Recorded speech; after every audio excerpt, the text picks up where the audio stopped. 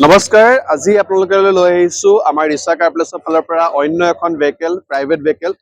গাড়ীখন হৈছে এইখন চাই লওক ৱেগনাৰ হোৱাইট কালাৰ ৱেগনাৰ বহুত ধুনীয়া কণ্ডিশ্যনত আছে গাড়ীখন A to Z bumper to bumper original পেইণ্টত আছে গাড়ীখনৰ কোনো স্ক্ৰেচ নাই গাড়ীখনৰ কোনো ডেন্ট নাই গাড়ীখনৰ টায়াৰ কণ্ডিশ্যন বঢ়িয়া হৈ আছে গাড়ীখনৰ পেইণ্ট অৰিজিনেল পেইণ্টত আছে ডেন্ট নাই গাড়ীখনৰ স্ক্ৰেচ নাই গাড়ীখনৰ বঢ়িয়া লুকত আছে গাড়ীখন আপোনাৰ দেখিয়ে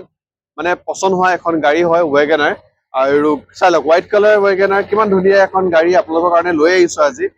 বাহিৰৰ কণ্ডিশ্যনটো আপোনালোকে দেখা পাইছে ইণ্টেৰিয়ৰটো অকণমান দেখাবলৈ চেষ্টা কৰিম ইণ্টেৰিয়ৰটো অলপ চাই ল'ব চাই লওক ইণ্টেৰিয়ৰটো চাই লওক বঢ়িয়া ফ'ৰ পাৱাৰ উইণ্ড' পাই যাব গাড়ীখনত LCD গাড়ীখনত আপোনাৰ মিউজিক চিষ্টেম পাই যাব AC পাই যাব সকলোখিনি পাই যাব চিটৰ কণ্ডিশ্যনৰ পৰা আদি কৰি গোটেইখিনি বঢ়িয়া কণ্ডিশ্যনত আছে গাড়ীখনৰ ৰানিং হৈছে অনলি আপোনাৰ 46,820 কিলোমিটাৰ